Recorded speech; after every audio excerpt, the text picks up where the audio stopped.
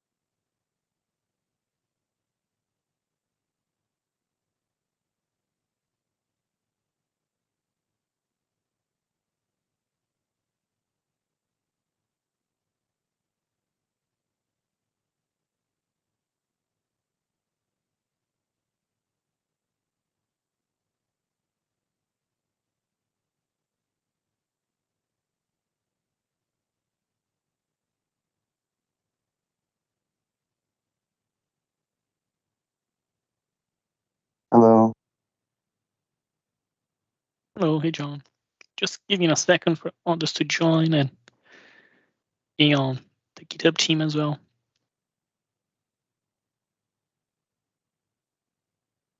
Morning, everyone.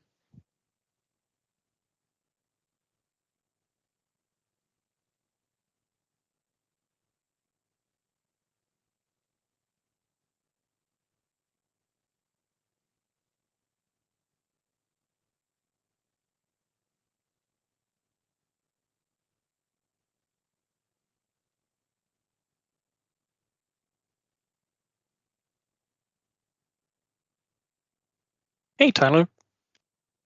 Hey, how's it going? I'm good. How about you? Not too bad. Thank you for joining us. Just give me another minute for others to join. Sure. Top of the hour here. I did want to ask real quick, Carlos. I know you had me send those questions. If you need me to stop so you can issue those, I don't know if you're doing that during this session or during the meeting. I'll send it. I'll send it afterwards for everyone. Got yeah. it. Cool. Thank you. Thank you for checking. No problem.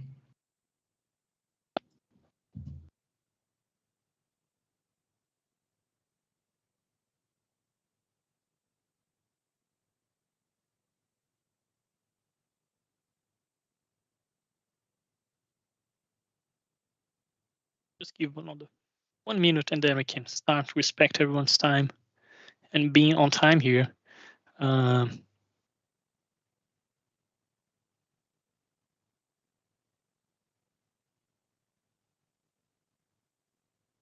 right, I'll kick us off. So first, thank you everyone for joining our session today. I really appreciate you taking some time out of your day to learn about GitHub Advanced Security, and it's a privilege to have Tyler and the GitHub team guiding us through that technology.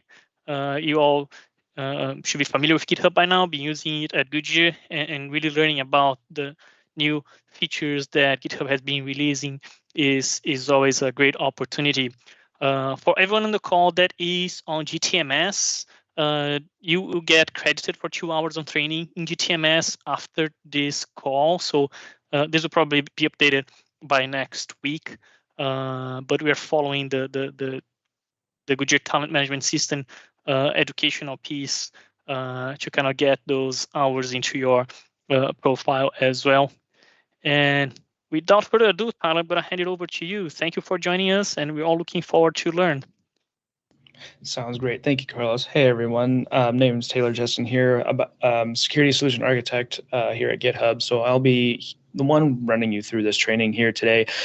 Since this training will be recorded, I will ask that if you do have questions, I encourage questions, of course, but just for the sake of the recording, just feel free to ask them at the end of each section. It'll be pretty obvious when they're there, and I'll, of course, reiterate when for questions. But if you have a question and you think you might forget, feel free to drop it in the chat. I'll be looking there as well, and I'll address them again at the end of each section.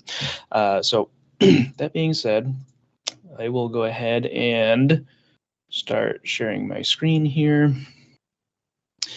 All right, perfect. So again, this is going to be the developer training for GitHub Advanced Security. So we'll go ahead and get started with this. So for the agenda today, we're going to do a few things here. So we're going to take a look at the state of security today. So just to give you context around, why we're doing this training and why GitHub Advanced Security or GAS, I'll refer to that as well.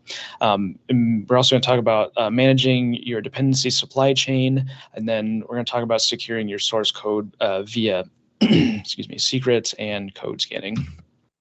So to kick us off, we're going to start with the state of security today. So the state of application security. So when we look at the vulnerabilities found in source code at scale, you can see that the more complex a project is, the more likely it is to include vulnerabilities, which, as complexity increases, that's kind of the same thing. Same with just generic software bugs.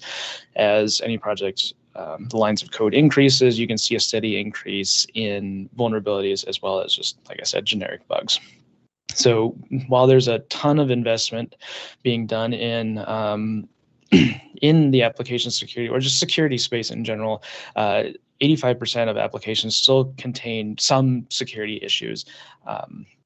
So, it's very likely that there are issues in there. And if you are a developer, this isn't necessarily a fault of your own in some senses. Sometimes we do something quick and dirty and it turns out to be could be a vulnerability, and now it's a critical component and we need to go fix it. So just to also give you context here, so code written in 2020 is just likely to introduce a security issue as code written in 2016. So, we still make the same mistakes we have made for years. The buffer overflow is a classic that's been around since the dawn of time. These computers, but since the 70s, there's still buffer overflows, not just in legacy code, but even in new code that's being written today. So from Verizon's data breach investigations report, also known as DBIR report, applications are going to basically be the #1 attack vector for breaches. What's the easiest way to get into an organization? Probably a web application, right? At least in these days. That's something to also keep in mind. Is like people are not necessarily, well, they will be. They'll be poking at your external network infrastructure and certain things like that. But what's the easiest way in is the window you allow them to peer through, right? So if you have a public web application, that's a very easy target to look at. So when you take a look at the state of development versus security, you'll notice that anywhere, it's going to be basically like a 1 to 100 security team to developers. So there are significantly more developers than there are security teams that can keep up with these issues.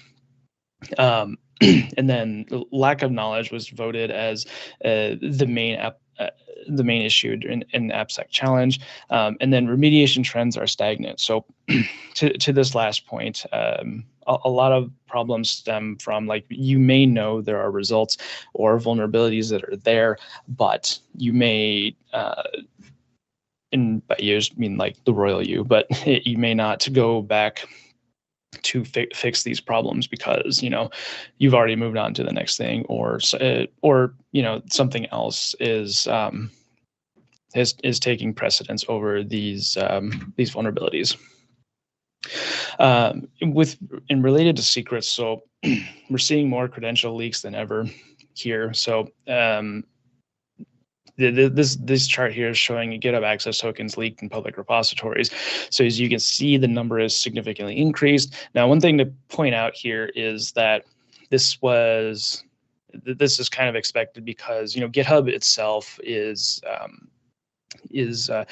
it requires personal access tokens to do certain things. So if you remember, if you use GitHub, I can't remember how long ago it was. Maybe it might be a year or two, probably where this spike actually occurred. We switched over from allowing password-based authentication when using things like the command line or the API to personal access tokens. So one can infer that because of that change, people might have a better idea of how to manage a password, but not a personal access token. Personal access tokens can be much easily leaked in certain senses versus passwords. But at any rate, the point is we are seeing secrets being used everywhere, and these are being identified not just in private repositories, but in these public repositories. So this is where we get into the idea of shifting security left. So what exactly does that mean? You may have heard this buzz phrase, whatever you want to call it. But as we see here, the cost of these are average costs of remediation when a security vulnerability is identified. So starting at the left-hand side, we see the remediation cost during the development phase is rather cheap, right, in this sense. But as you start going right to the build phase, it gets more expensive, test, production, and then finally a breach. So keep in mind this breach number is also an average. So, the cost of a breach can be rather significant. It can be higher than this number. It can be lower than this number. It also it depends on what happened. But the point is, once you've gone past production and it's just sitting in production, just waiting to be exploited, and a breach occurs, that is where the business itself will incur the most cost. And these are the ones that make headlines, right? So, you keep seeing different businesses. Off the top of my head, it was Equifax a long time ago, that sort of thing. Say significant monetary damages can occur along with reputational damage and qualitative damages as well. Now, this shift left methodology or ideology is not new, right? Much like with a lot of technology, you've probably seen, if you know history of containers, those have been around since the 70s, but now they're just taking shape with Docker. Ideologies such as these have been around for a very long time. So in this case, this was an example from IBM of the idea of shifting left. Basically the same thing we saw in the previous slide, but in a different state. So again, it just shows you it's cheaper to identify a bug or a security defect at coding time rather than further down the line within the software development lifecycle process. So GitHub believes that making this shift requires a developer first approach to all our security products. So as we're going through each of these products, you'll see that we are trying to make this as easy on the developer as possible. So trying to shift from the kind of the secure software development lifecycle into more DevSecOps methodology. So how do we do this? How do we make this more developer first? So we want the developers to be empowered to fix security issues within minutes and not months. So one thing that wasn't shown here, but mean time to remediation on vulnerabilities previously or without this shift left ideology is going to be somewhere in the matter of months, depending on the vulnerability or the culture around fixing vulnerabilities within an organization. So we want to cut that down to minutes and not months, right? You don't want these critical vulnerabilities sitting around. And we're trying to do this by making this native, so embedded from initialization to ship, automatically deployed, detailed changelog visibility and security posture across code. And native, you're already in GitHub. So that also allows you to avoid all context switching from receiving security reports, and instead you can just see everything in GitHub. Trust by design. So we do this through our different tools, through static code analysis, supply chain analysis, secret scanning, and so on.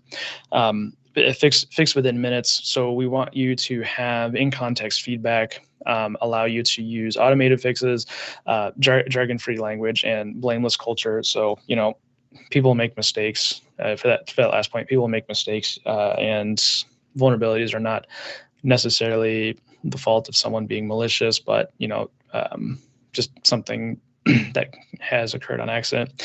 And finally, community-driven. So we want this to be supported by millions of developers and security researchers and contributions from leading peers. We'll get into this a little bit when we talk about CodeQL, but CodeQL is all of our queries are open source, and we do take the new queries from external parties. Like, we are not the arbiters of CodeQL. You can make your own and do things like that, as well as our Dependabot. With Dependabot and supply chain security, we aggregate data from multiple sources. We are not going to be the ultimate authority to say, what is or what isn't a vulnerability at the end of the day. And to kind of give you an idea of how advanced security breaks down is basically there's three different categories here. But starting with the supply chain, we have the dependency graph. So this allows you to view your dependencies. The advisory database. This is a database that we maintain that aggregates dependency data from multiple sources. We do this to ensure the vulnerabilities for libraries are being sorry, I lost my train of thought. We do this to ensure the libraries that are being identified are high quality. Sometimes you can get junk CVEs and certain things like that. So we try to maintain those. And security alerts and updates. So we give you through Dependabot alerts, we give you notifications for vulnerabilities, and we can have the ability. You can turn on the ability to generate automatic pull requests with Dependabot, and then dependency review. So this will be what will if you review during a pull request, if someone's including a new package, you can see whether or not what package they're including is vulnerable. For code, we have secret scanning. So this will find certain API tokens or other secrets within your Git history. Code scanning. So our code scanning is a platform in our offering in this space. It is going to be CodeQL, but code scanning in and of itself allows static code analyzers to integrate with GitHub, so you can find vulnerabilities within your code faster. Development lifecycle. These aren't GAS specific, but you may have seen these before, but they do complement GAS in that sense. So branch protection, you can enforce certain requirements for pushing to a particular branch or merging pull requests, and then commit signing. So you can enforce this requirement that all commits are signed to ensure the person who is pushing a commit is who they say they are. So with that said, that kind of sets the scene for security today, and how application security works, and kind of the why of what advanced security is here. Now, with that said, we'll move into more specifics. So we're going to talk about the supply chain here. So of course, if you've heard the word supply chain, you might think trucks, but in software, of course, it's being co-opted to mean all of your dependencies, right? So with that, we have the dependency graph. So with the dependency graph, we are going to show you a summary of manifest and log files, which will show you the ecosystems and the packages that your repository is depending on, as well as the repositories and packages that are dependents. So this can help you map out your dependencies within within your application. So you can dig down and figure out what's using what. It might be an exercise in frustration depending on what ecosystem you're using, but you can see all of the different ones that are being used. This is central to supply chain security. You know, understanding what you have is extremely important, and it's something that's often overlooked. You know, when we're writing code, often you just do, you know, import some package, right? Well, what else is that importing? It's not just one package. It's also, it could be 10 other things or 100 other things. And with, you can also see here as direct and transitive dependencies. And we are also looking and growing our language and package support. So right now we only support about a handful of different package manifests. Those ones being usually the most popular ones. So things like pip, npm, and Java or POM, Maven. But we are growing to include more, and there are more coming along the way if your favorite one is not here yet. So Dependabot. So Dependabot is our answer to help you manage your dependencies. So while we have dependency graph, that's kind of a passive application. Dependabot is more of an active application. So what will Dependabot do is that it can do automated pull requests for security and version updates. So, you know, this is to make things convenient for you, basically, so you don't have to try and think too much about keeping your dependencies up to date in the traditional sense. So you can get an alert that says there's a vulnerability, and then Dependabot can go and open a PR on your behalf without you having to do something manually on your workstation, or you have to, you know, search for what vulnerabilities are in my packages that I'm using today, or running npm audit on your own, or doing something like that. And Dependabot's of course, intended to integrate within the developer workflow. So as I mentioned, Dependabot can be configured to open automatic pull requests.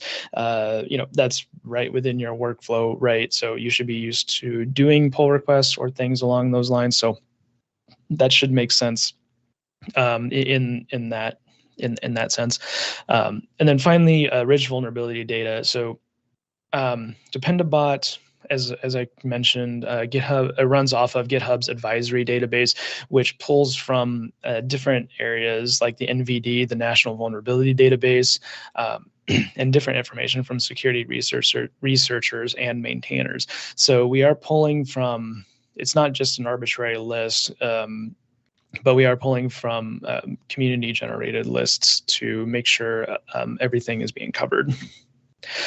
So one of the big problems with dependency vulnerabilities is that very often there can be a lot of noise.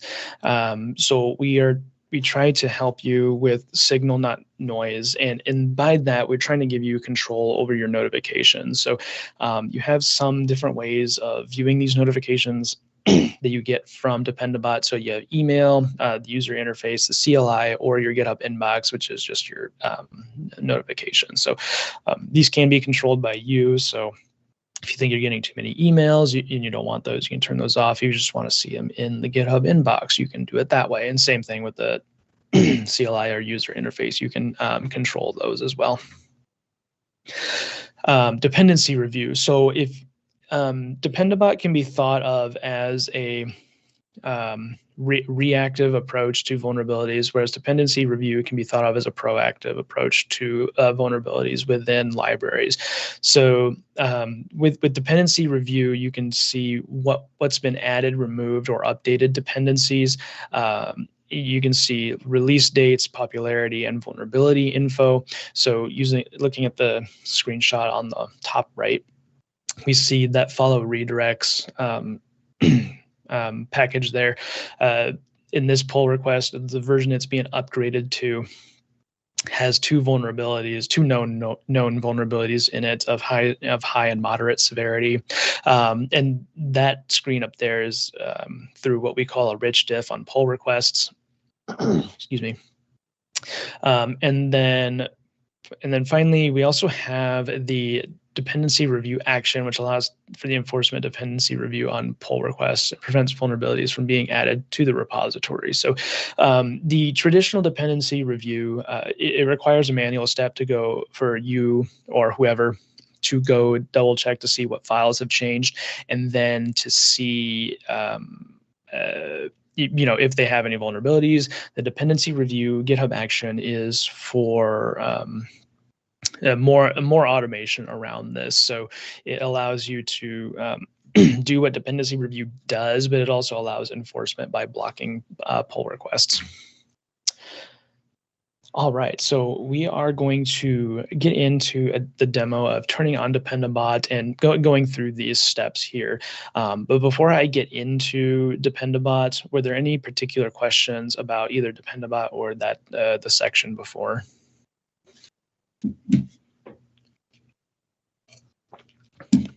Okay, we'll go ahead and move into Dependabot. So so I'm going to go back to my repository here real quick. So I have a repository here set up, vulnerable repository. So, it's going to have a bunch of different things going on here. For security settings and repository settings, of course, where you're mostly going to live is under the settings tab. Now, code security and analysis settings are going to be controlled by repository administrators or organization administrators or security managers. So if you are just a typical developer with just right level access on this repository, you may not see these options, but repo admins and others should be able to see these options and turn these on here. So under the code security analysis tab here, we see dependency graph, Dependabot alerts, security updates, and version updates. I didn't talk too much about version updates, but I can touch on that a little bit once we get through these other two. But to get started, I'm going to go ahead and just turn on Dependabot alerts. So Dependabot technically depends on dependency graph, so that'll be turned on as well. So now that Dependabot alerts are on, dependency graph is also on. So before we go look at Dependabot alerts, we'll go jump into the dependency graph. So under this Insights tab here, if you come over here on the left, we see this dependency graph button. So if we click that, so if you have Dependabot alerts on, you'll see, and you have access, you'll be able to see this this yellow highlighting that shows vulnerabilities. But the main draw here is so you can see your dependencies and like what they make use of. So if we click here on this package, we can see its dependence, and then we can also see, if I want to look at Browserify, I can go look at this one here, and we can see the version information over here. So we could probably spend all day literally clicking on these and going down and figuring out where the end of the chain actually gets, or it may be circular. But the point is, for a dependency graph, you can come in here and pull this information and take a look if there's a specific package you had in mind that you're currently using to see what it depends on, or if you had the access to take a look at these vulnerabilities.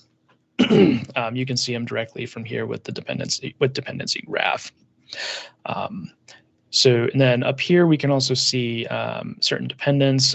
So this one would be only for public repositories here. So not really anything that you need to worry about right now. But if you had an open source project, you can see who was dependent on your package, for example. This Dependabot tab here specifically, it says not enable, but this is for version updates and not security or alerts or security updates. So I'll touch on version updates after we do the security ones. But with that said, I'll go ahead and move into the security tab. So the security tab is basically where you're going to live for certain security alerts. So for your repository, so repo admins can see all of these, and security managers and so on. So to view Dependabot security alerts, you would come over here to Dependabot, and you click this, and then we can see here in this full list of alerts. Now, one caveat with Dependabot and I sort of alluded to it a little bit, but with Dependabot alerts, these are only visible, the full list of alerts are only visible to repository administrators and security admins, or security managers and organization admins. So as a typical developer with only write level access to the repository, you won't be able to see this full list of alerts. Now, Dependabot's generating pull requests, you'll definitely be able to see those. You just wouldn't be able to see this full list of alerts. There are ways to grant access to these alerts here, which I'll talk about in a little bit, but for which repository admins can grant access to, or if you decide at your organization you want developers to see these alerts by default, you can do things like create custom roles to do that. But that said, we can go ahead and dig into some of these alerts here. So don't worry, we're not going to go through all 74, but we'll go ahead and click on this one here for Minimist. So for this particular alert here, it's gonna say, you know, this is gonna be the anatomy of an alert. So at the very top here is the prototype pollution in Minimist. And then right here in the middle, we see some information about what Dependabot knows about this. So we see here it's upgrade Minimist to fix two Dependabot alerts in package lock.json. So in this manifest file here, if we upgrade, this is going to fix 2 alerts, and it's going to generate 1 pull request for these 2 alerts. But whenever you see, like each of those alerts that you saw on the previous page will generally generate a 1-to-1, but there may be some cases like this one where it'll fix more than 1 alert. And then down here, or this right here, we see, if you wanted to fix this yourself, you could manually, you know, implement this within the package lock.json file. Of course, you could also do your own npm updates. And then down here, if you don't have security updates turned on, we see this big green button that says create a Dependabot security update. So if you were to click that, that's going to generate a Dependabot pull request. And just to get it started, I'm going to go ahead and click on that. So now we see it's creating a security update for Minimist. Sometimes this can take a little bit when you're doing that, when you're clicking the button. So just be patient with it, and then it'll generate eventually. Sometimes it might fail, which if it does, we can talk a little bit about that.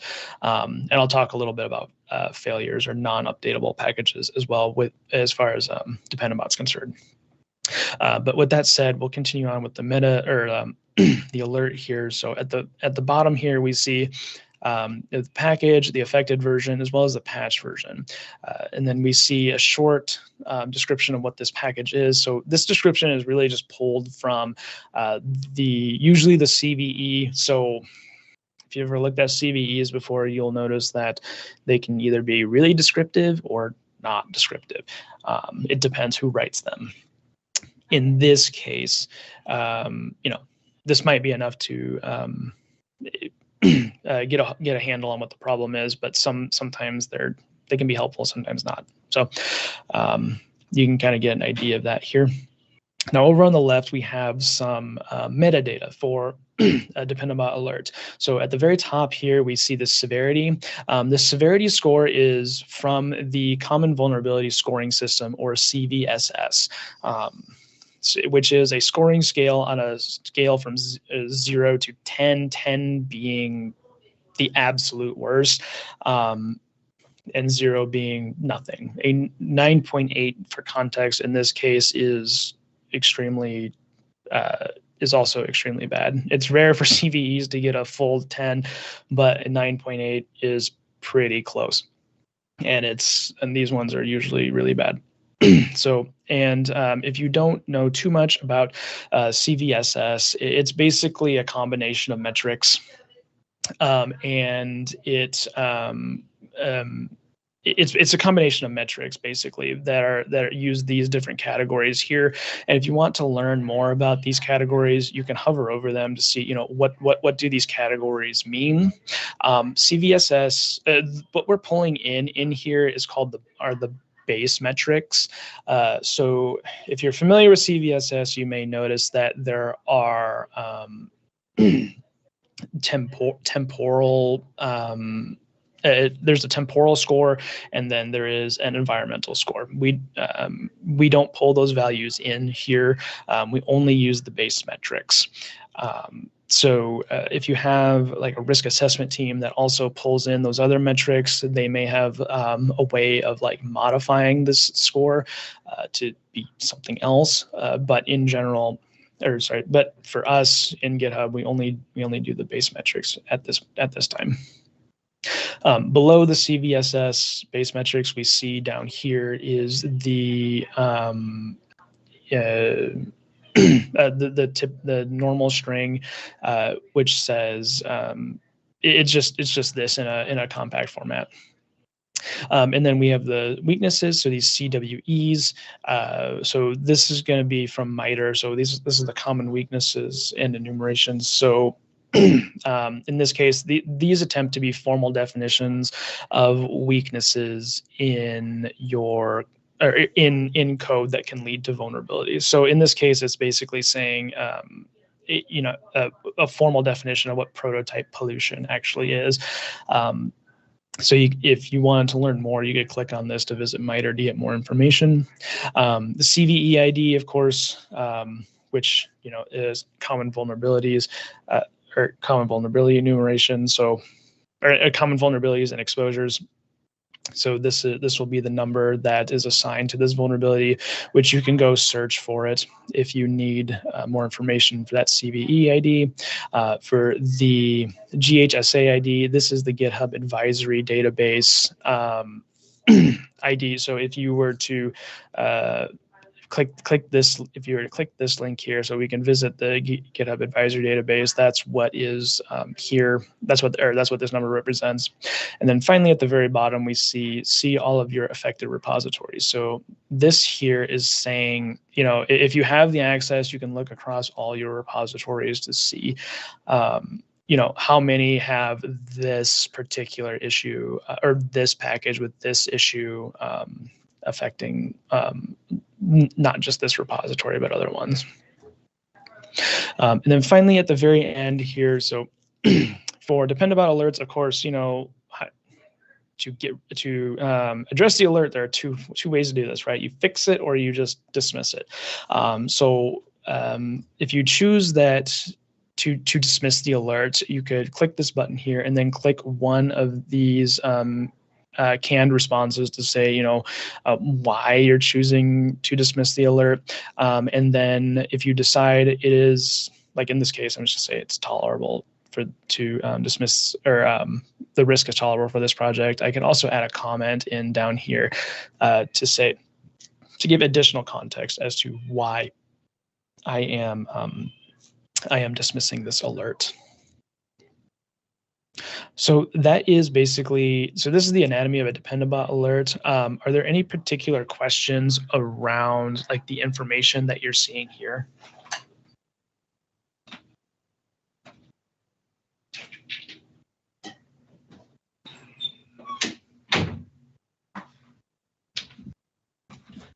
Okay, if there are no questions about the information that's displaying here, we can go ahead and move on into, I'll show you this real quick, but this is what the advisory database looks like. So since I clicked on that link, we can see this here. So critical severity, GitHub reviewed. I don't remember if I mentioned this earlier, but the advisories that come into this database are reviewed by us to make sure they aren't junk. Sometimes they can be for certain, in some cases, not all the time, of course. But if you click on the advisory database link, you also get some additional references here that can maybe help you out to address this package vulnerability. And this is that button I was telling you about earlier with view across your repositories. So if you click that, we can see I have this list of repositories here, of which I have access to see, this is where this issue is occurring across my repositories. And this would be cross organization as well. So these would be like all the organizations I have access to, not just the one I was in. All right, so going back to the Dependabot alerts real quick, we'll go look at the PR in just a moment. But there are a couple of things I wanted to point out here for Dependabot alerts. So actually, before I do that, I'm going to turn on Dependabot security updates. So those are the automated pull requests for vulnerabilities. So I'll let that spin for a little bit and let it open some PRs for me. But I wanted to point out some packages here. So the previous example we saw was a package that had a known fix. It was upgradable, and Dependabot was able to make a PR for it. Nothing super exciting or surprising, right? This one here, you may notice there is no way to open a PR for this. Main reason being, if you are looking here and you see it under patch version, it says none. So we do, of course, surface alerts in which there is no fix, and the main reason being, just because there's no fix doesn't mean you aren't vulnerable, right? So it's good information to have for for your repositories. Like, you don't want to, if we only showed you things that were fixed, then that's a huge gap that could possibly affect you later. Like just for example, in this case, so this package here says it's a buffer overflow in PyCrypto. PyCrypto, you can probably guess, is a crypto library. So a vulnerability in a crypto library is usually a significant cause for concern. But as we can see here, we have the description of the vulnerability with NVD here, or from NVD, but not a lot of other information. So in this case, some more research will need to be done, and that's partially where visiting the advisory database can come in. So we do see some other, like I was showing before, these other links here that can give you more information about this vulnerability. But at the end of the day, what you would probably need to do is go check out and do some research about like PyCrypto, like why isn't this patched? And spoiler alert, it's just because it's not maintained. So there are many reasons why a library may not be able to be patched. Unmaintained is definitely one of them. If there was a migration to a different package, that is also another one. But this is where, in this case, this is where your AppSec process would need to come into play here. And you would have to do some research and figure out, how to, like, especially for critical vulnerabilities like this, like how dependent are we on this package? Is this something we can just rip out? Is there a replacement for this package that can be just dropped in and used instead of this one? Is this risk tolerable? Like should we just throw caution to the wind on this one and hope nothing happens, right? So this is of course where I would hope in this case you would primarily be using the dismiss alerts, the dismiss alerts function here. Excuse me. The dismiss alert function here. So you would need to decide, or you could decide, are you going to patch this yourself, right? So, but either way, you could use this dismiss alerts button to get rid of this package, and then figure out, or prior to dismissing it, figure out what you need to do about this, and then dismiss the alert. So I just wanted to point this out because, I've had people ask before, like, do you show packages without fixes? And the answer is, of course, yes, in this case. But what to do after that is kind of up in the air. And of course, it'll depend on your AppSec process as well on what you would need to do. In this case, a bad crypto library, in my opinion, rip it out and use something else. Now, of course, that may not always be an option, or you may need to do some more research and figure out like what what we're using this library for. So just wanted to throw that out there for these, because you will very likely inevitably run into where patch version says none, especially if you have any older projects. You just have any older projects. So with that being said, for the unpatched versions here, I will go ahead and jump right into depend-about pull requests. So as we can see, I turned on security updates, and now we have, there was one that I had created earlier, but now we have 4. So we depend-about automatically generated 3 additional pull requests. Depending on the age of your repository, depend-about may or may not be able to open security updates. Usually it's dependent on age.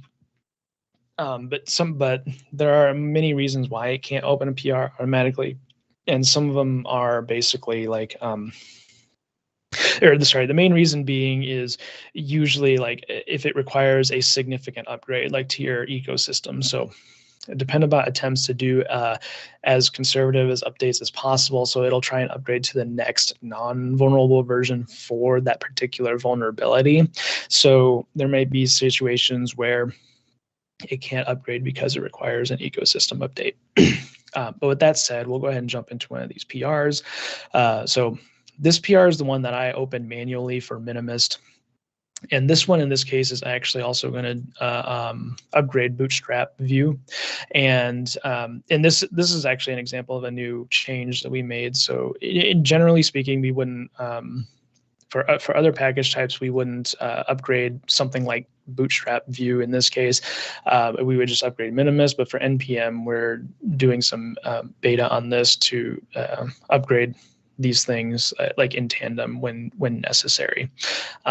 But this one wouldn't be a typical example. Now, with that said, we can run through this PR real quick. So depend-about will dump some information in here for you to review when the pull request is opened. So we see here just generically, bumps this package to this, and then it's upgrading the ancestor dependency of Bootstrap view. And then we have additional information in here about this package. We have,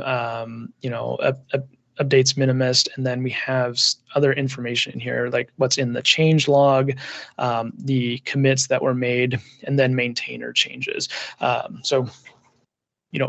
we pull this information where we can. So like down here for Bootstrap, we see this one has release notes and it has a change log. Depending on the developer, release notes and change log may be the exact same thing. Other times they may be different. In this case, they look a little bit different. The release notes in this case are a little more succinct. In this case, the change log is a little more detailed, but different developers do different things, and we just pull this data from where we can get it. One thing I did want to point out specifically was maintainer changes. So supply chain attacks are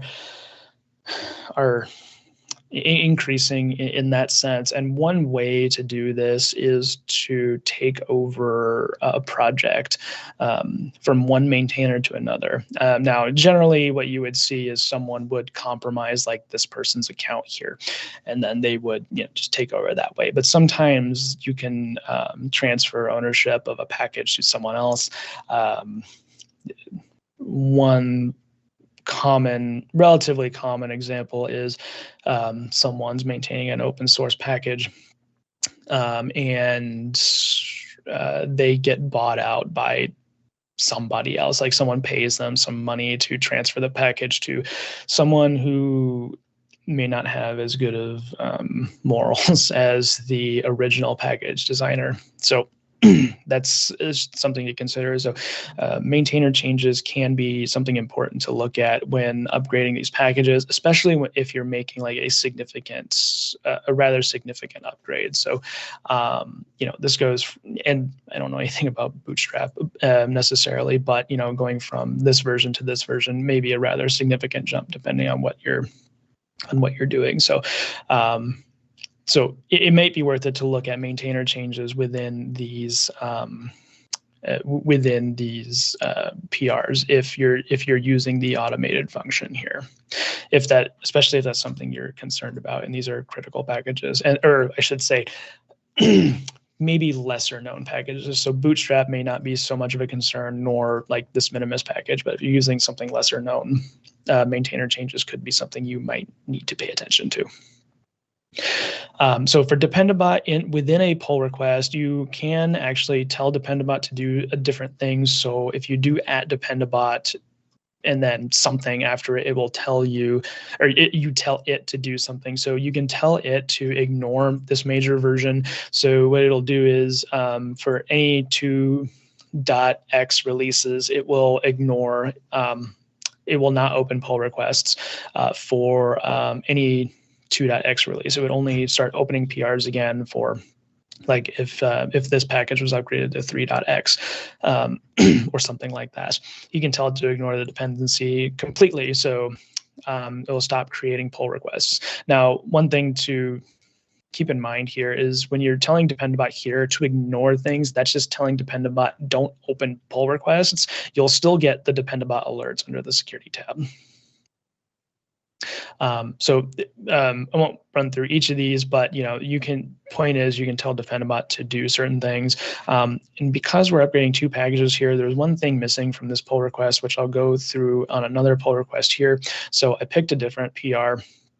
In this case, we're bumping this package called QS, but something you might notice that's new here is this compatibility tag here. So what we're trying to do for Dependabot is make you feel somewhat confident that when you upgrade these packages, they're not going to break your code. And we try to do this by way of this little compatibility tag here. So what this compatibility tag here is saying is that from public repositories that have upgraded this package from this version to this version, how many of those repositories CI systems have failed a build, for example, when upgrading. So, and that's how they get this number here. So compatibility at 88%, what that means is 88% CI systems that we have analyzed that have upgraded this have passed and were successful, whereas 12% have failed. So I wanted to also bring attention to kind of what I said earlier. I said public repositories, CI system failing.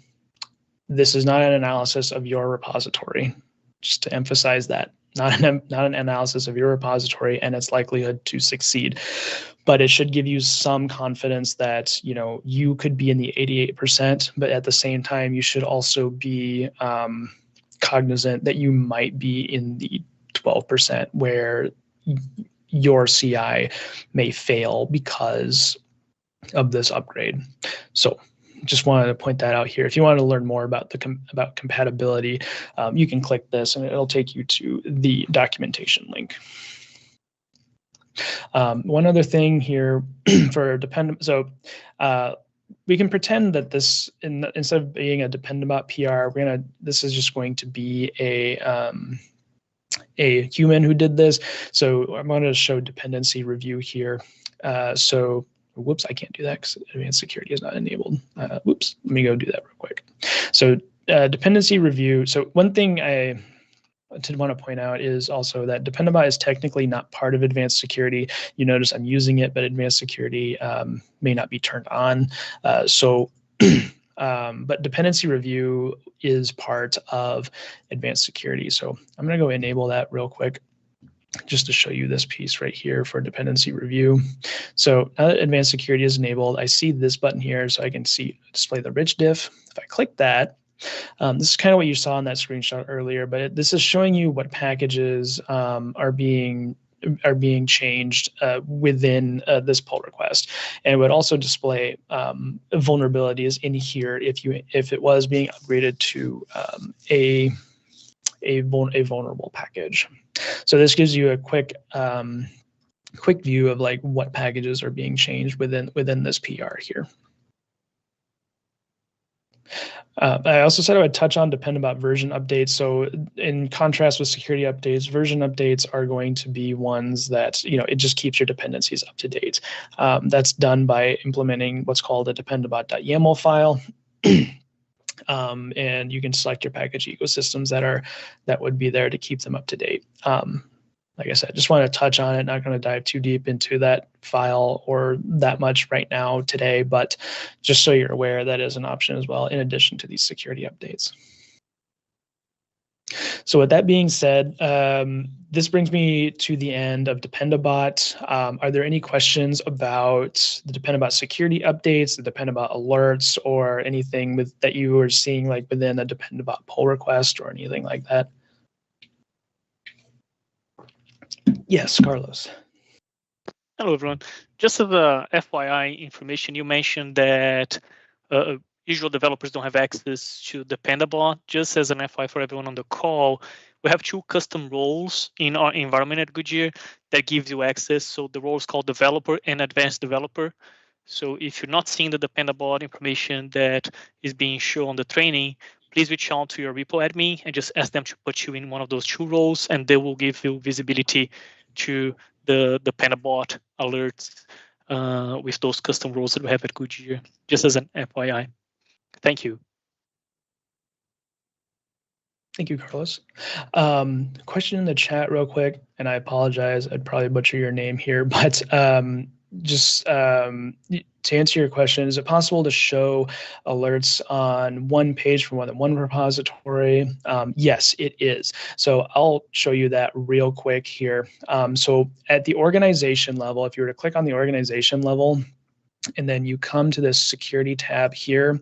I'm going to see some additional information here because I'm an org admin, but as a normal developer or an admin and you have access across multiple repositories, you can see over here that there's going to be these list of alerts here. So if I click on Dependabot, this is going to give me my list of Dependabot alerts across multiple repositories. But the point is, the security tab here will you just click on the org level up here, and then you click on the security tab here, and then you should be able to see this information across those repositories. I see Marcin.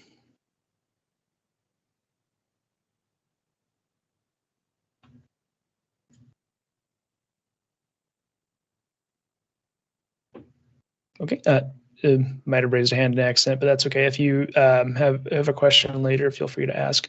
Sorry, I just forgot to unmute me. Oh, no problem. No worry. My question is how on which branch depending bot is working? Is it going to the main branch, or there is a selection of these branches, or it's going over all the branches and then creating the pull request automatically for those who has the vulnerability? That's my first question. And the other question is about how the GitHub itself is collecting the information on the vulnerabilities. So how do you know, how do you introduce the new vulnerabilities, and how does it, do you have kind of source, or is it kind of database, or you just going on somewhere, just get the info from somewhere? I don't know, how is it done? Sure. So to answer your first question, Dependabot by default will only work on whatever your primary branch is. So it's going to, so in my case, my primary branch here is going to be main. So this is the one that it's going to be working on. You can change that through the dependabot.yaml file, but I believe the dependabot config file only supports you to allow you to change what branch it's scanning, but not necessarily but not necessarily like do multiple branches if for some reason you have multiple branches.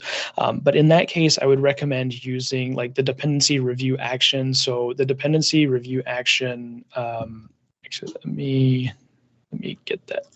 Let me get that here real quick.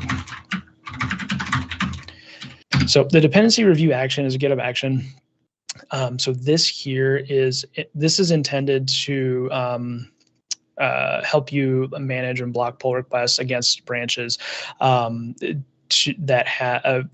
if those pull requests have vulnerabilities against the packages that are being included in that PR have vulnerabilities in them.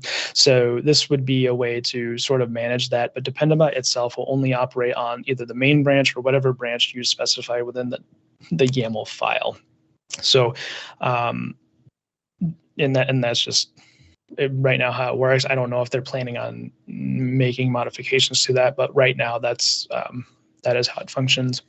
Now, second question, how does Dependabot work? So Dependabot works in a couple of ways.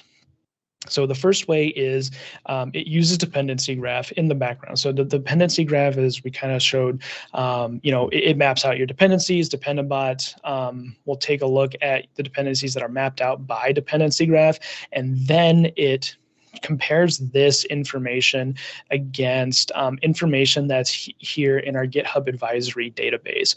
So this GitHub advisory database is an aggregate database from different sources. So from NPM, NVD, and other places. I don't know them all off the top of my head, but it's basically an aggregate of different sources. And this is where Dependabot will pull the vulnerability information from. Couple of reasons for that. The main reason is being we do review these vulnerabilities for completion and to make sure they're legitimate versus vulnerabilities that may that may not be that may have had flawed research methodology. But this is where the and I can just drop a link to this here if you want to go look at it. But this is where Dependabot vulnerability alerts come from. Okay, thank you very much. Mm-hmm.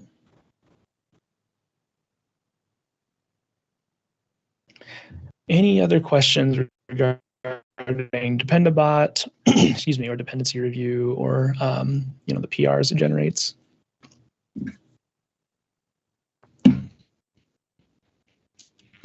Okay, perfect. So that is Dependabot.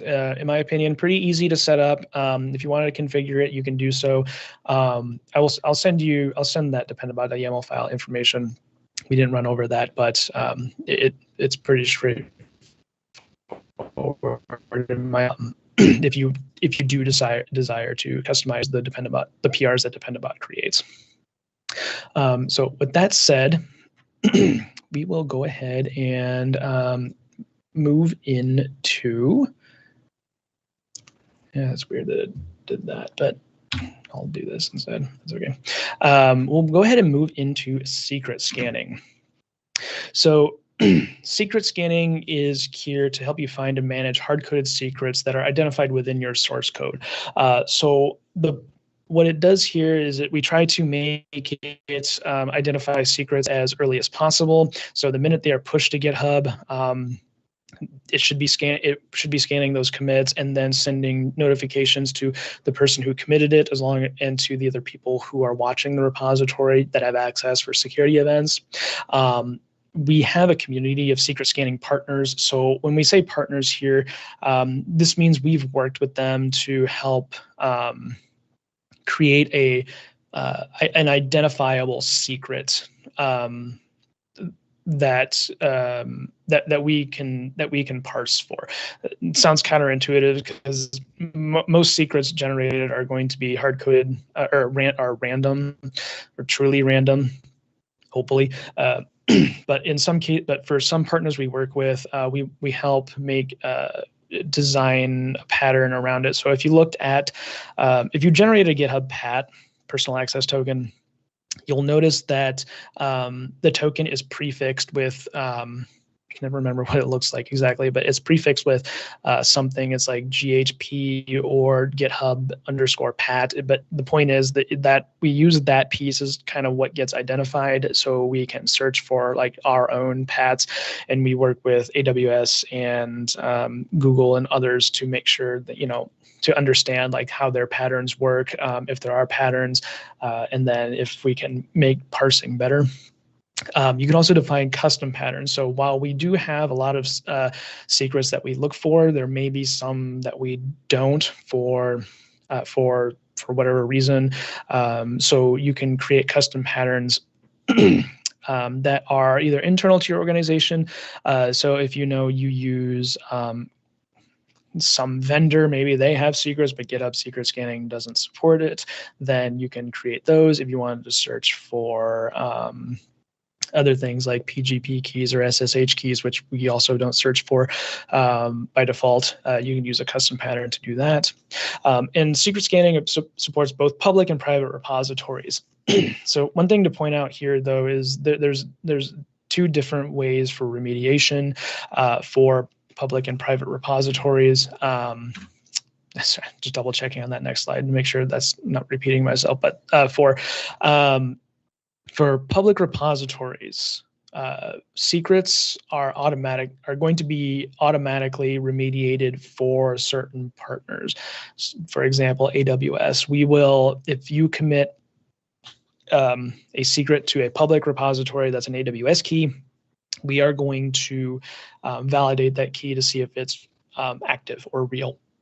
And then Amazon will take whatever action that they have coded in to do. So I believe Amazon will just rotate the key or invalidate the key, I should say, for you. So that's something to keep in mind on public repositories. If you don't really do open source development, this might not be a concern for you. But for private repositories, there is a workflow that you need to go through to remediate these secrets. It is manual. We don't want to leak things that are without your consent, basically. So hence, private repos are private, right? So that is what we're trying to do here with the private repo workflow.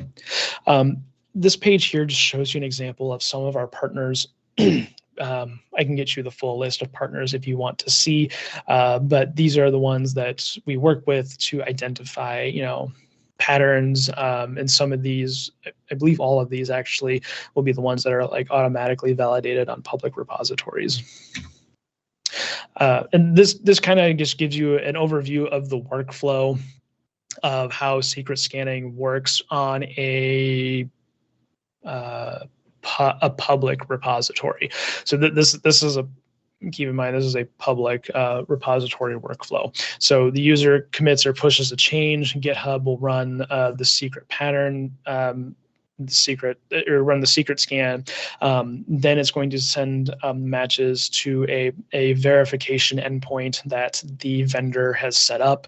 Then the vendor is going to check if it's a real match, and then they're going to do something. I don't know off the top of my head if they all perform the exact same workflow. I would assume they would just invalidate the secrets, but I can't speak for every vendor that we have on that list. But in general, what you could expect is that the secret gets revoked, and then an alert is emailed to whoever was the owner of that secret. Custom patterns. We talked a little bit about this just gives you a little more detail on custom patterns. So these can be defined at the enterprise, organization, or repository level, and these are basically regex patterns that uses Intel's Hyperscan library. So if you can basically, for custom patterns, if you can make a regex against it, a regular expression, then you should be able to find it within your code. So over on the right, we see this is just an example of custom secret, and then testing the secret or testing your pattern to make sure it works. So not much else to say about custom patterns. There are some other options in there, but generally speaking, if you can use most regex constructs in here. If I did point out Hyperscan. There are certain constructs Hyperscan doesn't support, but from my experience, unless you're doing something wild with regex, you should be, whatever regex you throw in there should be okay.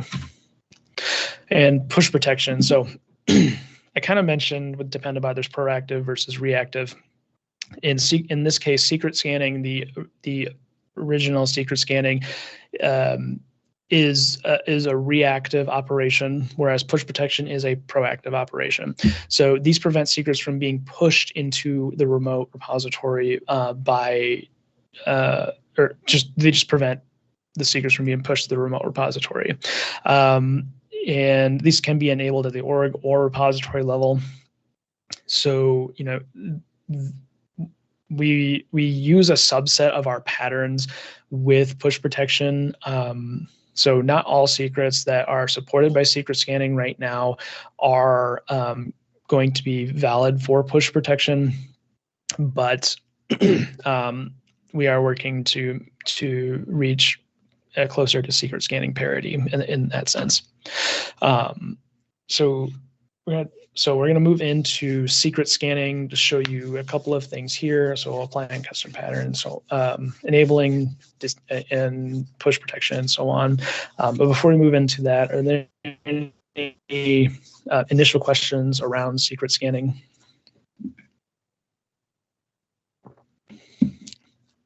Okay, if there are no questions around secret scanning, or at least initially, we can go ahead and move into this. So again, I'm going to move into the settings tab here, and then I'm going to go down to code security and analysis.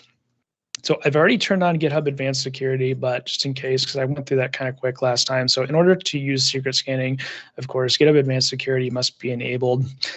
So when you hit the enable button here, it will tell you what you're going to get access to. And if you have a normal license, it would tell you how many of your seats you're going to consume. Mine says 0 because I have a special license.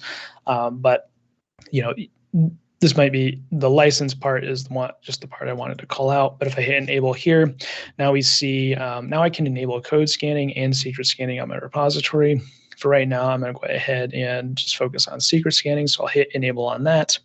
Once you hit enable on secret scanning, it's going to kick off a scan of your repository and identify secrets throughout your entire commit history. So it's going to run through those scans. Depending on the size of your repository, it could take a little bit to complete. It shouldn't take a super long time to complete, but it can take some time depending on your repository size. And now that secret scanning has been enabled, we see that push protection can also be enabled. So I'm going to go ahead and turn that on. As I mentioned before, push protection, as of right now, is just going to be a subset of the secrets that are within our secret scanning pattern list. We are doing very high true positive rates for push protection, just because push protection can be disruptive in a sense. So we want to make sure that we're not blocking pushes inadvertently on things that we shouldn't be blocking pushes on. Custom patterns here. This is where you can define your custom patterns at the repository level. As I mentioned, you can also implement these at the organization level and the enterprise level. I did mention some things that custom or secret scanning isn't looking for. So just off the top of my head, of course, vendors we don't support, SSH keys, PGP keys, and things like hard-coded passwords. So, when you have, and for hard-coded passwords, the point is, there are infinite number of ways you can write define a hard-coded password, so we don't try and look for those at all.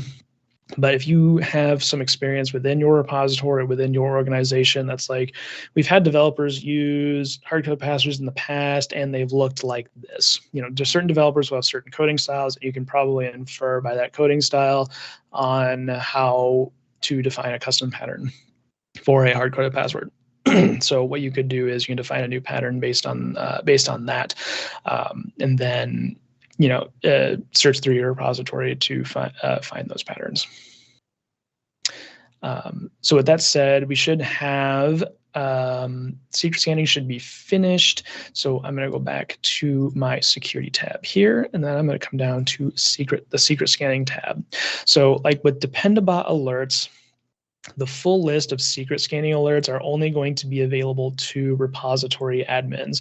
So, so I can see these here, of course, because I'm a repo admin, but a typical developer, which is right level access, won't be able to see these. For a developer, if they were to commit a secret to the repository, they will get an email about the secret that they committed, and they will get a link that takes them to the secrets in this view here. So they can see it, and then they can, excuse me, revoke it or take a look at it and go through the revocation process. So they can see at least those, but they just can't see the full list. So as we can see here, we see, all of my secrets that have been identified. There's 8 open and then 0 closed. So anytime you close the secret, it'll show up over here. You can filter by secret type here or provider here, or do a different sort if you should choose to do so. But jumping into one of these secrets here, we see here that we tell you what the secret is. We tell you it's possibly active. We don't do, like I said, we don't do validation on private, so we don't know necessarily. And now I believe this is actually new on GitHub Cloud, but we now include this information here about remediation steps. So these are going to be, of course, generic. You'll need to, if you have a different remediation process, or if you know of a remediation process internally, you should, of course, follow that.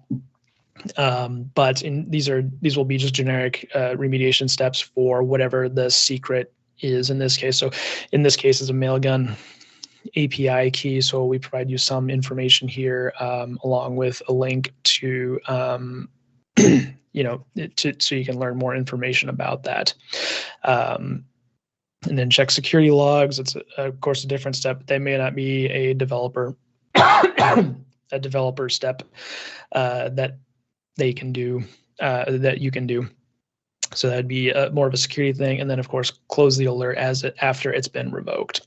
So generally speaking, this for these steps provided here, this is a good way to think about remediating these secrets. The point is here to do validation on the secret, to make sure the secret's real, like this isn't just a false positive for some reason if it turned out to be, to make sure, double check if this is actually being used right now, and if it's being used for anything important. Sometimes people commit test secrets to a repository. Generally, really probably shouldn't be committing those either, but that does happen. Then after that, if it's being used for something important, then you go through the process of figuring out, how to actually revoke this secret. Some secrets in some organizations are developer owned. They can go through and rotate these secrets. Other organizations may need to go through a third party, like a sysadmin or someone else that actually maintains these secrets to do the revocation. And then once the secret has been, well, I guess even before the secret has been revoked, what you should do is also figure out what's going to be a secure way of accessing this secret that doesn't involve including the secret within source code. Rotating the secret too soon could potentially break something. So I'm just throwing that out there as well. So once you figure out, the secure way of accessing your secret, then you can go forward in changing your code to access the secret securely, and then you can revoke the secret. And then after revoking the secret, you could, you would update your latest commit to remove the secret from your source code. And then once that's done, you can come up here and close the secret. So the reason the steps sounded convoluted before even coming up here to thinking about close the secret is because, once you revoke the secret here, while it is still available under the close tab of your repository, and those are available to you, they can be forgotten about. And if you do accidentally commit the secret again to a repository, it just gets closed automatically as a duplicate because we assumed you went through the appropriate process to revoke that key. Speaking of key revocation, I did mention deleting the key from your latest commits and going forward. There are some who would want to do a scorched earth methodology instead and remove this key entirely from your Git history by modifying your Git history. That is an option. It is possible. We don't generally recommend that just because modifying your Git history is complicated. If you do it wrong, it can be error prone, that sort of thing. So, a rotated secret is effectively useless. So as long as you remove it from your commits going forward, that should be good enough. Even if someone were to access your source or an older version of your application, for example, let's say this was committed in production and it's available on your website somewhere or something like that. The keys that have been rotated should be effectively worthless. So in vast majority of cases, there's no real need to do to overwrite your Git history. Some people opt for that. There's nothing. I would say there's nothing wrong with that in the traditional sense. It's just more complicated. So, if it's going to be part of your policy, then that's completely up to you. But again, not necessarily. It shouldn't be necessary nor recommended to do those steps. So with that being there, so I'm going to go ahead and demo push protection real quick. So I'm going to take this key. Oops, I don't need to do that. I'm just going to show you what it looks like through a web interface. What you would see, what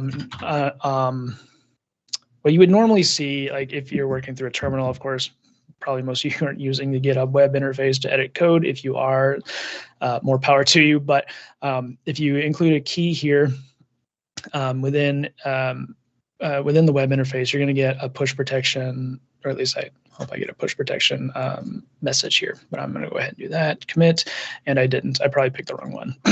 Let me pick a different one. So Mailgun may not be one of those that are supported. Let me try, Stripe here. I believe Stripe works. Let me try that one. So, and this was also kind of what I was mentioning here. So as you noticed, I didn't get that push protection alert here for Mailgun. It's because Mailgun isn't actually supported by push protection right now. So there are a few reasons why things would go through push protection. Not being supported is, of course, the most obvious one. But in this case, for reference, I went through that kind of quickly, but I picked a Stripe API key and I modified it. So if you're in the web UI, this is what you're going to see for push protection. And it'll look a little bit different in your terminal, but you're basically going to get like the same information here.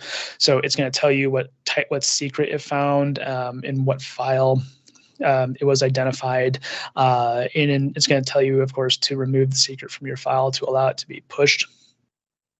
Now, with that said, you have options here as a developer. So we do allow push protection bypasses as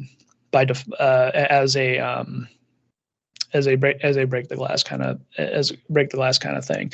So we offer you 3 different responses here to say why you're going to be bypassing. So used in tests, secret's technically unimportant. So we're just gonna push it anyway.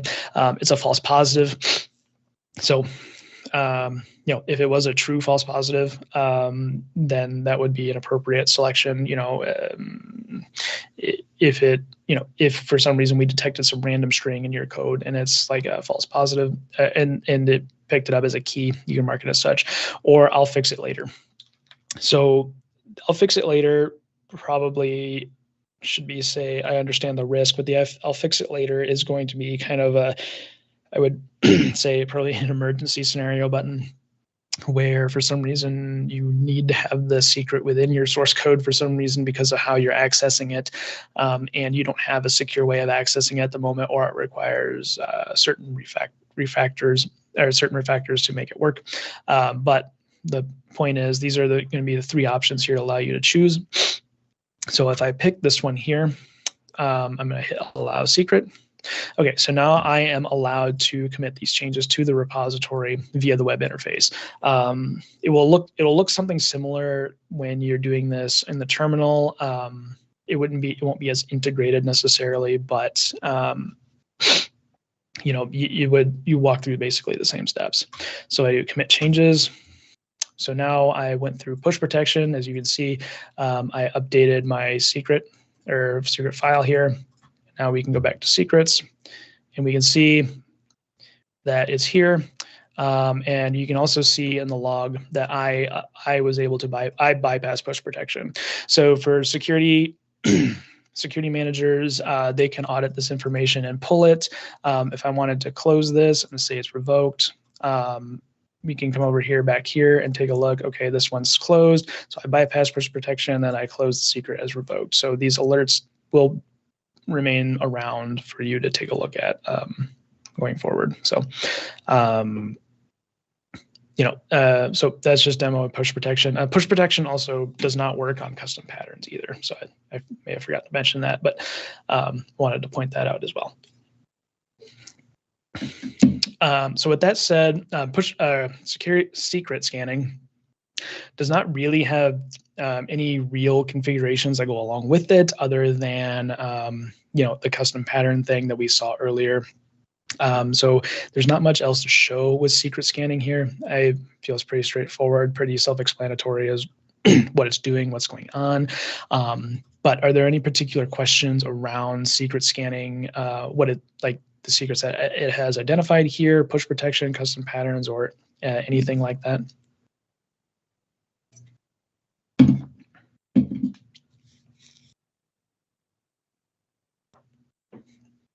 Okay, if there are no questions around secret scanning, we'll go ahead and move into the final section here. It should be code scanning. So take a look at this. All right, so code scanning. So this is finding vulnerabilities before they are merged into your code base with automated code QL scans. So I kind of mentioned this earlier, but sometimes we use code QL and code scanning synonymously. The fact is they're two different things. Code scanning is the platform in which the code scanning results go to, and code QL is our implementation of that platform. So code QL is our static code analysis tool, whereas code scanning is just the area where you go to see the alerts.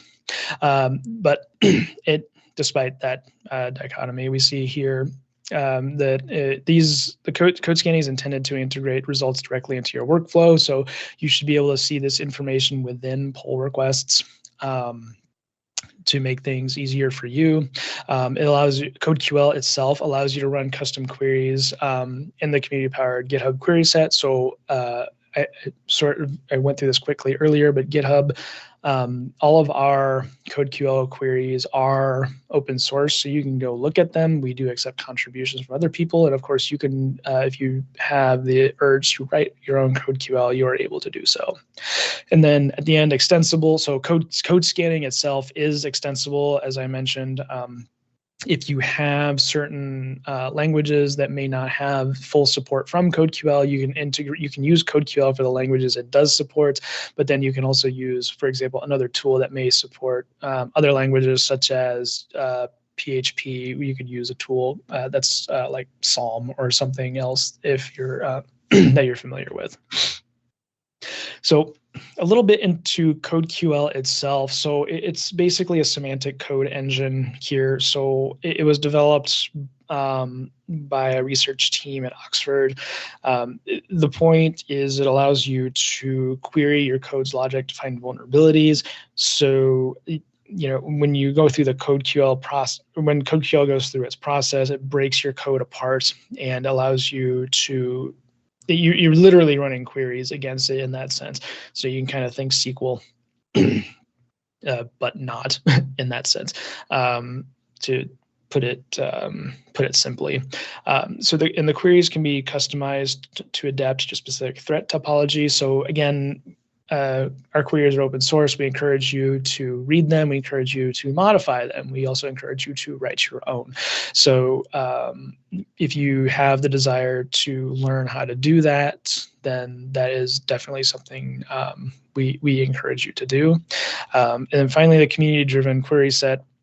So again, this is just coming back from the CodeQL repository on GitHub. So we have our CodeQL repository. This has all of our queries in it. You can see everything that's being run against your code when you run CodeQL on your code base.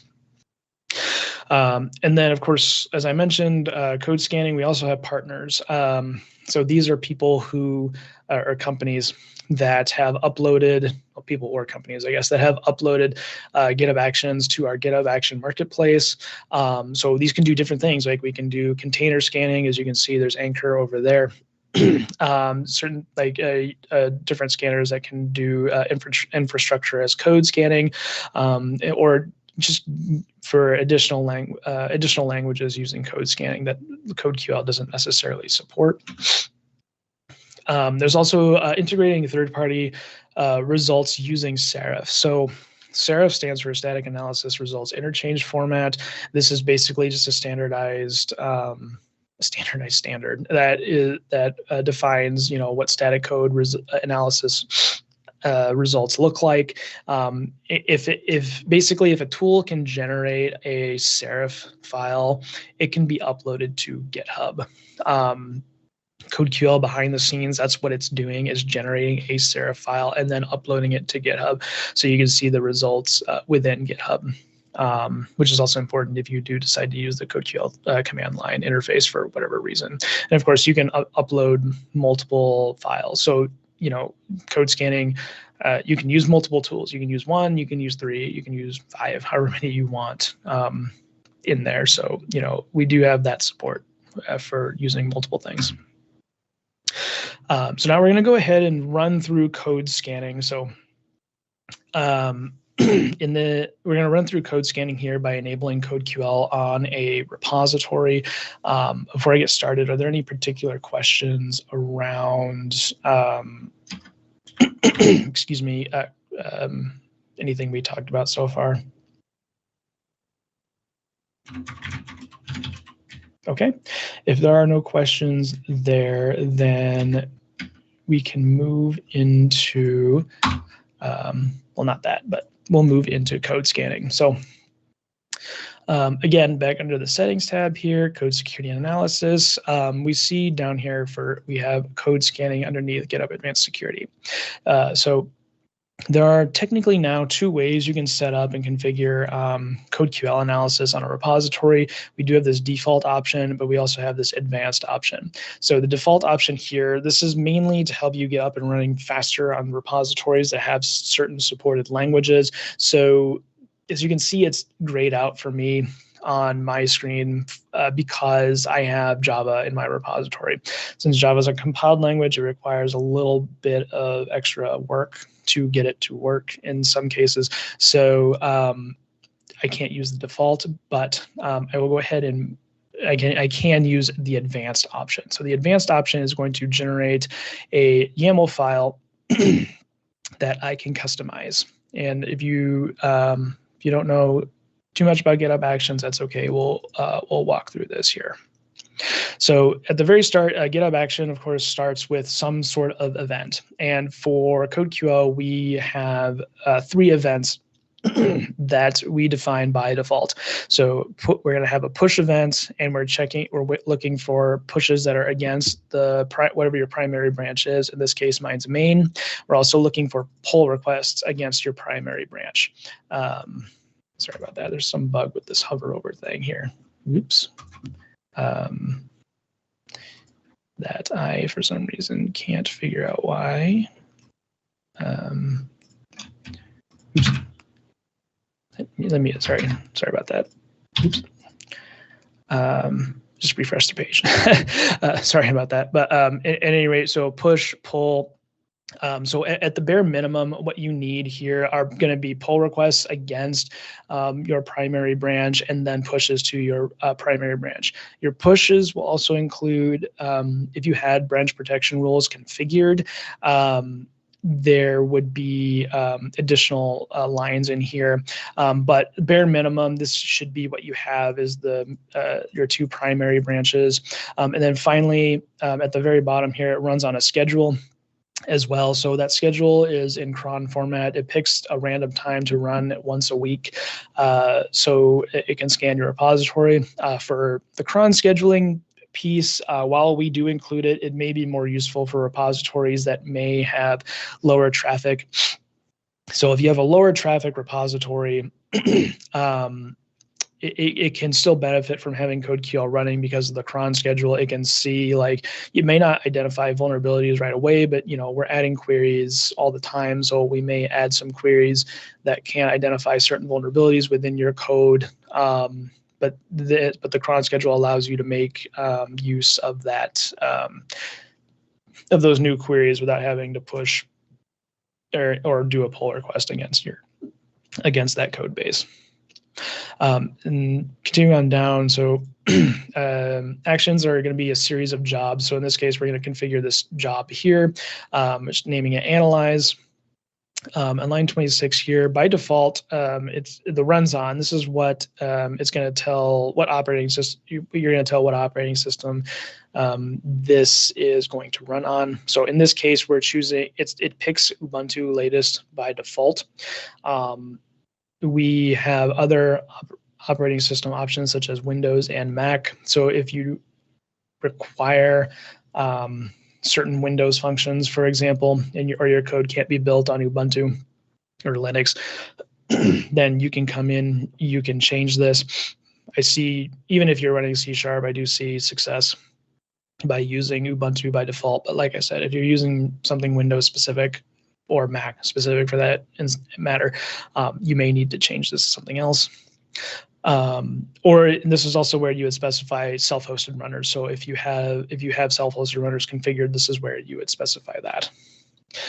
Permissions, so these generally don't need to be touched unless you're doing something else within the job that requires other permissions. So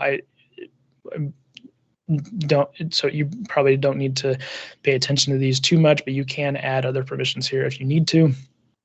Under strategy, we see a matrix. So this job, or this workflow is going to be, or this job, I guess, is going to be a matrix job. So we will scan every language within that is supported within your repository. So and the language list here will be extracted by whatever languages your repository has that are supported, right? So in this case, we see Go, Java, JavaScript, and Python. Line 36, we do see some additional languages that we do support. Just going through those real quick. CPP, that stands for C and C++, C#, Go, Java. That also includes Kotlin, JavaScript, that includes TypeScript as well. And then you have Python and Ruby. So these ones here, those are the languages we currently support, with more coming. Swift is coming later this year for beta, just as an example. But if you added additional code to this repository that's not here, you could just come in here in this matrix list and say, I wanted to do like a Ruby as well. Then you can add that language in there. So moving on down from that, we see the steps. So these are going to be the steps that occur for the job. The first step it needs to do is check out your code. So nothing exciting here. This is all this is doing. Checking out your code. You may need to specify submodules if you make use of those, but otherwise, nothing really exciting for this one. The initialize step. So this is where CodeQL starts to be initialized, and it's going to be initialized with the languages that you had chosen above. So in this case, it's going to pick Go, Java, JavaScript, and Python. This is also where you would specify a custom config file if you had one created, and this is also where you could specify your a different query suite or include additional queries that you need to run against your code. So for our query suites that we supply by default, we supply code scanning, which this includes queries that are high chance of true positive, so high fidelity results. So if you specify no query suite, that's the one that's going to run. The other one we supply is called Security Extended, which is a superset of the previous query suite I mentioned, but it has certain chances of including results that may have a higher chance of false positives. So you can choose to run that. The Security Extended could also allow you to suss out more results instead of, but on the other side of that, higher chance of false positives for those ones. And then finally, we have security and quality. So this is a superset of security extended, but it also includes code quality things. So uninitialized variables, unused imports, that sort of thing. So, that, again, that one could be kind of noisy if you decided to use that, but it is there for you if you decide you want to use CodeQL to also take a look at code quality. Continuing on down on line 60 here, we see we include this auto build step. So one thing with CodeQL is that it needs to observe the build process for your application if your application is running using a compiled language. In my case, mine's using Java, which is compiled, of course, so it does need to observe the build process, but the auto build here is intended to help reduce friction when you're creating this CodeQL default action. So the auto build does have a good chance of succeeding, but it also has a chance of failure. So that is something to watch. Sometimes you can make CodeQL or make the auto build work by changing certain things within the workflow.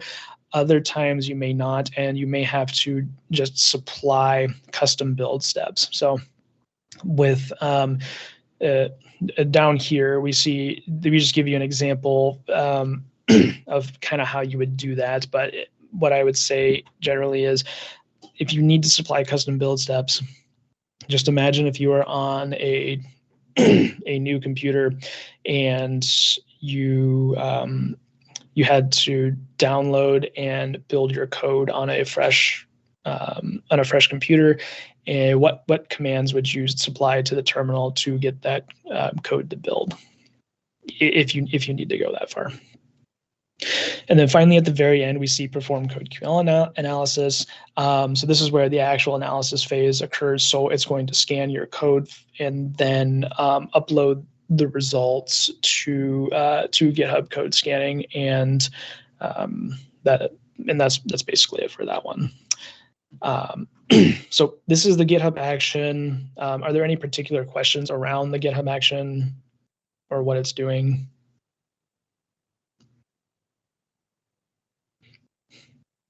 Okay, if there are no questions there, I'm going to go ahead and commit the changes. I'm going to commit them directly to my main branch here. So for GitHub Actions, they're always stored under .github/workflows directory. So this is where, if you needed to modify it again, this is where it's going to be. We can take a look at what the action is doing by clicking this Actions tab up here and clicking CodeQL, and then we can click this here. And then we can see here, these are our jobs that are running. So as I mentioned before, this is a matrix job. So that just basically means they're going to run these jobs in parallel. So these are really not dependent on each other. So what we'll see here is some may complete and some may fail. But the point is we will see results for one of the, or we'll see results for the languages that are being scanned. And if you wanted to see what it's doing, of course, you can click on one of these analyze jobs, and you do get this lovely log scroll. It is very verbose on what it outputs. So, you'll see this information in here. If you needed to get more, you can, of course, download these logs or view raw logs once it's finished, and then take a look at them to see, what went wrong. But as we see here, my Java job has failed, which that was to be expected. Since I clicked on the Java job, it's going to dump me down to basically the last error that occurred. So this is what occurred here. If you don't know Java, don't worry. This isn't a Java exercise. But this is the last error that occurred here, and it says something about Maven. Now, if you look at Java ever, you may notice, there is a bunch of stuff. The classic Java stack trace. If we scroll up a little bit, we'll see another error. Here it says, failed compiling, invalid target release 15. So what's happening here is that the default Ubuntu install does not have the proper Java version that we need for this project. So what we can do is use a different action to control what version of Java is being used on our runner, which before we go look at the results, I'll go do that real quick. So I'm going to go back to our .github workflows CodeQL. I'm going to edit this file here, and then I'm just going to use a different GitHub action in here under the steps. So I'll set up Java uses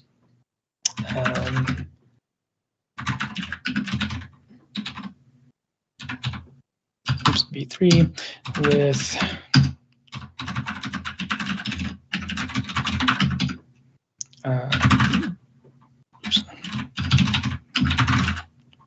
and 15. So, as I was mentioning earlier, what happened was, it needs Java 15. So that's what I'm specifying here. So set up Java. So this is one of our kind of our quote unquote standard actions, but this is just showing you how you can use an action itself to help the auto build along rather than trying to rip out the auto build and trying to play with Maven to make it compile. So I'm going to make those changes and go ahead and commit. Now I'm going to let the actions run I'm going to let the action run again for Java. Now, as I mentioned, this failure is not reliant on these other jobs. So you see these other jobs were successful. So we can go back to the security tab and take a look at the code scanning results that were generated by our other jobs. So one thing that's unique about code scanning results is that these results here are available to everybody with rights level access to the repository. So as I mentioned with the previous two, admins only had access to those by default, but code scanning is available to those with right level access. So typical developers can see this full list of results here. If I click on one of these results, we can see an anatomy of the result, which looks very similar to Dependabot. Up here, we have what the issue is. In here, we have what file is being affected and on what line. And then we see here the highlighted piece that was causing problems. And then we see, sensitive data returned by HTTP request headers flows to a logging call. To get more information about this, so CodeQL does data flow analysis. So if you do show paths, we see up a little bit of ways in the code that this variable is being assigned the authorization header of an HTTP request. So, and then it's being called down here in printf and printing it somewhere. So, or logging it out somewhere. So we see that it's taking the entire authorization header and logging it out. But the point with the show paths here is just to show that it helps you identify where an issue came from and where it ended up. So you can give you more ideas on how to fix this problem when you do need to go fix it. So that was just an example of CodeQL. If you use other tools, they may have other things that show up in here, but that just shows you how CodeQL does its analysis. Down here, we see help information. So we see the tools, CodeQL, the rule ID is Go clear text logging. So that's just our query name. And then query, as I mentioned, all these, if you didn't know already, these are open source. If you click this, you can go view the source. I'll show you. I won't run through this real quick, but I just wanted to show you what CodeQL looks like if you had never seen it before. As you can see, you can kind of think of it in a way like Java and SQL had a baby. It's not as horrifying as that sounds, but you can kind of get a feel for if you've done SQL before, you can kind of get a feel for what it's doing. A lot of stuff is hidden behind imports and such, but you can go take a look at this if you're interested in seeing how this works and exactly how this works. So continuing on with the help information. So that's what this whole box is here to help you with. So by default, it's just going to show you a summary that says, since in this case, sensitive information is logged. that's what's going on. If I click show more, of course we have a recommendation. Recommendation is don't do that. Make it encrypted or obfuscated if you even need to log it at all. Arguments about that, but the point is, don't do that, or make sure it's encrypted. And that's what this recommendation is saying. Recommendations, of course, will be unique to whatever the error actually is. And then down here, we'll typically show you an example. Sometimes we'll show you like a vulnerable example and then a good example. Sometimes we'll show you a vulnerable example, but in either case, the point is there's typically an example that goes along with this vulnerability. So in this case here, we see this is a vulnerable example where it's doing the exact same thing as above. It's logging out the password from the user's form that they entered on a page. So instead of doing that, of course, what it's saying, they should be encrypted, obfuscated, or omitted. So in this case, they had chose to omit the password from the logging operation. So we see this log printf again here, but it's only logging out the username. It's not logging out the user's password. Then finally, at the very bottom here for references, we see we will link you out to different things. However, sometimes you may see there are references to books, and then there is reference to OWASP, and then of course the CWEs. So you can go click on these to learn more from MITRE if you wanted to get more information about clear text logging. Then, of course, as with Dependabot over here, we have metadata. So we have severity, high, affected branches, main, tag, security, and then your CWEs over here again. And then from here on this page, you can, if you choose to not fix the alert, you can choose to dismiss it as won't fix, false positive, or use in tests. So that makes this specific alert go away. You can also choose, if you make use of GitHub issues, you can also choose to create an issue from directly here. So what this will do is it'll create, I'll just walk through the process real quick, but so this here is going to fix code scanning alert, clear text logging. So it's going to also link to the code scanning result. So you could use this to track your work if you do make use of GitHub issues. So let me double check on my action here. Oh, I think whoops. Oh, whoops, I messed that up. It's not Java 15 anymore, it's Java 7, right? Or 17. That's okay, I'll fix that in a minute. But with these results here, are there any particular questions about the results you're seeing or the information that's being displayed within a result for code scanning or code QL?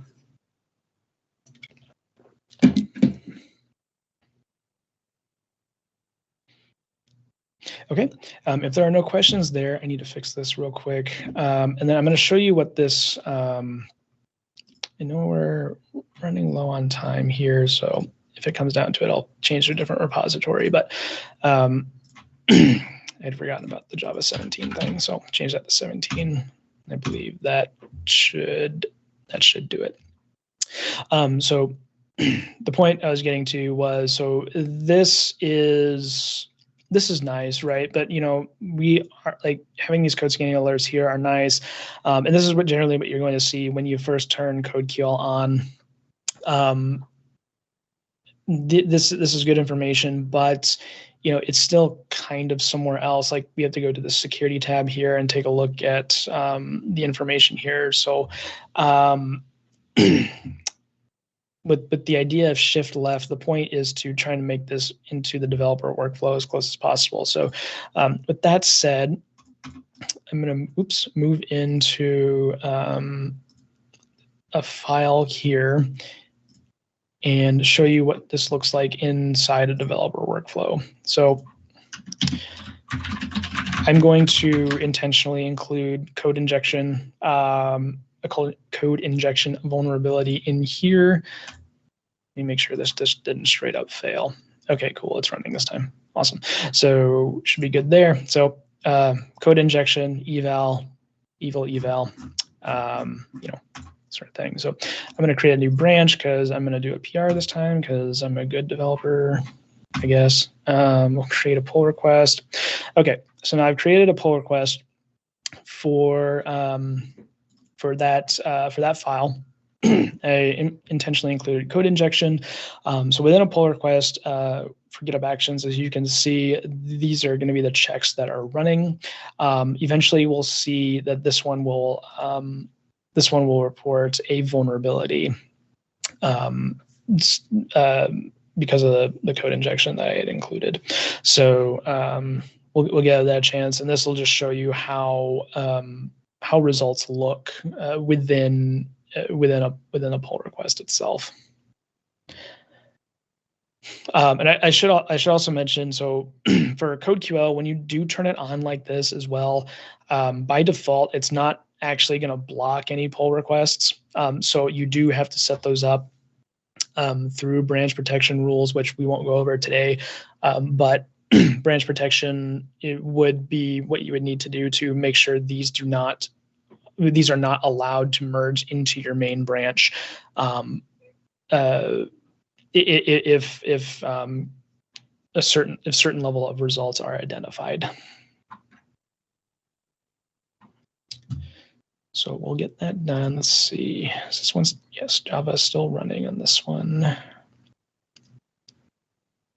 So I just wanted to point out, so last time you saw Java failed, but now we see the auto build was successful because I did that setup Java action. So depending on your code, it may be something as simple as adding an action like this, like setup Java to change the Java version.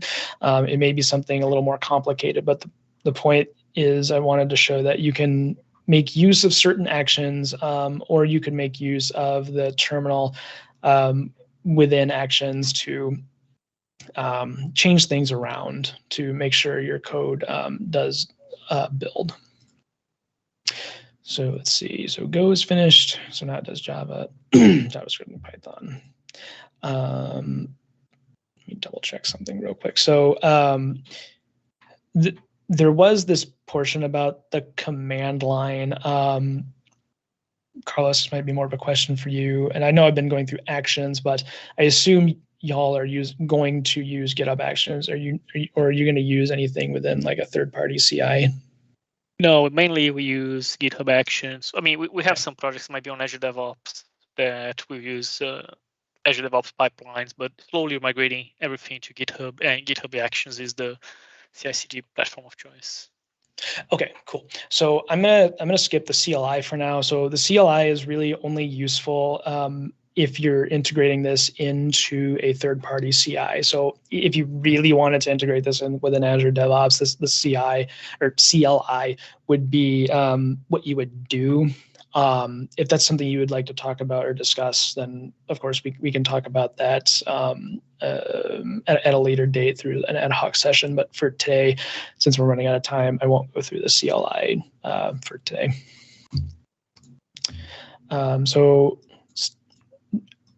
So JavaScript is still running. Finally, cool. So it's failing. Let's see if it'll refresh the page here.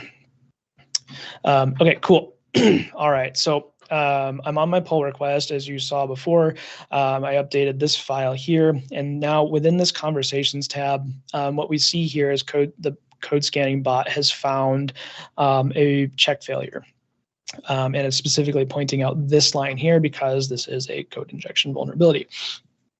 So as you can see here, this is the same information we saw in the security tab, but right within your pull request. So this is where you can get this information, and you can get basically the same information you saw in the security tab, but just right after the CodeQL scan has run, and then you can get this exact same information that you saw in the security tab. It's just more convenient than visiting that tab and going, trying to figure out back and forth on what to do for your security results.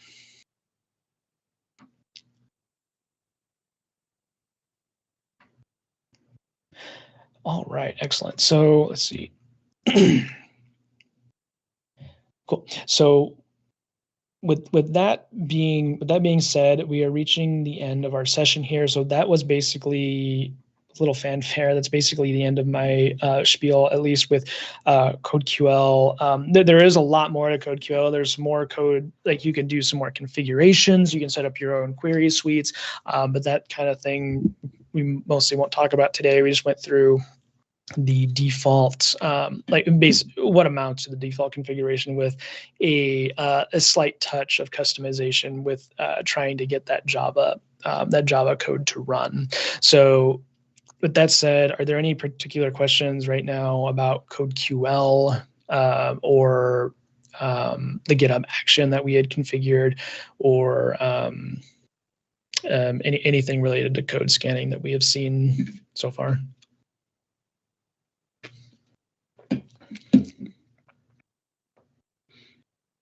Okay.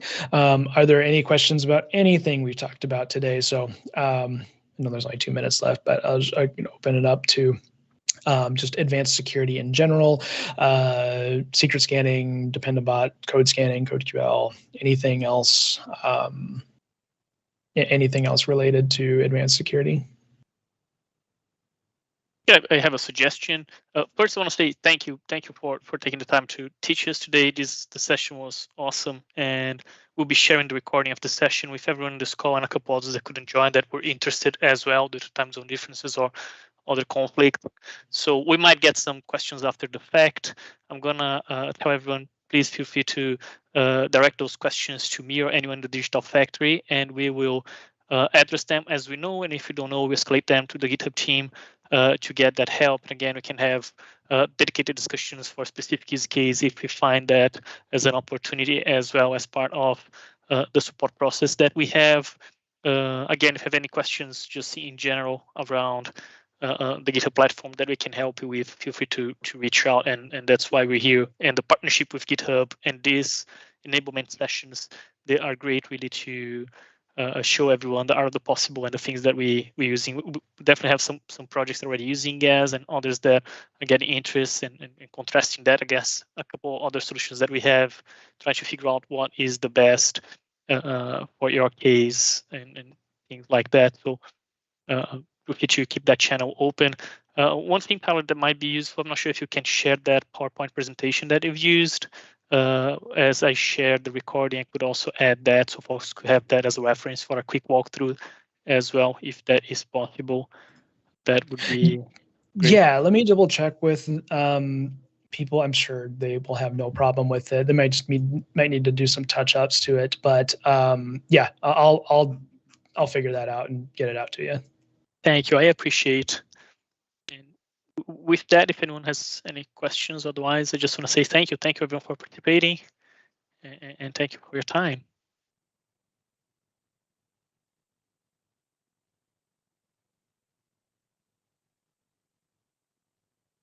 All right. Thanks, everyone. Have a good one. Thank you. Thanks. Bye. Thank you. Thanks, everyone. Thanks, everyone. Thank you. Bye. Thank you. Thank you. Have a good day.